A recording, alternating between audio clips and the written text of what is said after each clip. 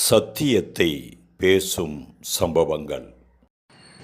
தேவன் நம்முடைய வாழ்க்கையில் ஒரு குறிப்பிட்ட சம்பவத்தில், ஒரு குறிப்பிட்ட காரியத்தில் அவர் தன்னுடைய ஆலோசனையின்படி ஒரு விதத்தில் நம்ம நடத்தியிருக்கலாம். அந்த ஆலோசனை அந்த சம்பவத்துக்காகத்தான் கர்த்தர் சொன்னார் ஒழிய, அடுத்த சம்பவம் ஒருவேளை அதே மாதிரியாக கூட இருக்கலாம். ஆனால் அப்பொழுது அந்த சம்பவத்தில் கர்த்தர் நடத்துதலின்படி இந்த சம்பவத்தில் நம்மால் நடந்திட முடியாது. அப்படி நாம் நடந்தோமானால் அந்த ஆலோசனையே விக்கிரமாக மாறிடுது.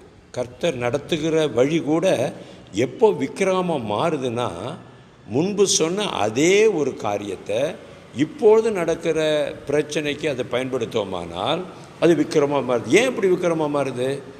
என்ன விஷயம்னா, ஒவ்வொரு பிரச்சனையிலும் அந்த பிரச்சனையை மட்டும் ஆண்டவற்றை கொண்டு போய் அந்த பிரச்சனைக்கு என்ன தீர்வு கொடுக்குறாருங்கிறத நம்ம கவனிக்கணும். அதாவது ஒவ்வொரு பிரச்சனைக்கும் ஒவ்வொரு விதத்தில் தேவன் வழி நடத்தலாம். ஏன் சில நேரங்களில், பல நேரங்களில் ஒரே மாதிரியாக கூட வரலாம், பிரச்சனை ஒரே மாதிரியாக இருக்கலாம்.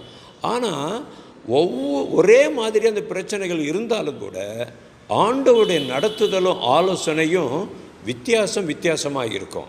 இந்த விஷயத்திலையும் நாம் மிகுந்த ஜாக்கிரதையாக இல்லைன்னா கர்த்தருடைய நடத்துதல் கூட, கர்த்தர் நமக்கு சொல்லுகிற காரியங்கள், ஆலோசனைகள் கூட விக்கிரமாக போயிடும். என்ன விஷயம்னா, எந்த பிரச்சனை வந்தாலும் பிரச்சனையை மட்டும் ஆண்டவர்கிட்ட சொல்லுவோம். அந்த பிரச்சனைக்கான காரியத்தை ஆண்டவர் நம்மகிட்ட சொல்லுவார். அதற்கு கீழ்ப்படிவோம். இப்பொழுது நாம் ஜெயமுள்ளவர்களாக மாறிடுவோம். அவர் நம்மேல கண்ணை வச்சு நமக்கு ஆலோசனை சொல்லுகிற தேவன் அல்லவா.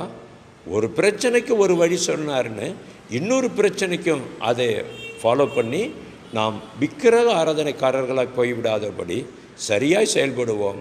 நம் தேவன் இந்த விஷயத்திலும் நம்மை சரியாய் நடத்துவாராக. தேவனுக்கே மகிமை உண்டாகட்டும்.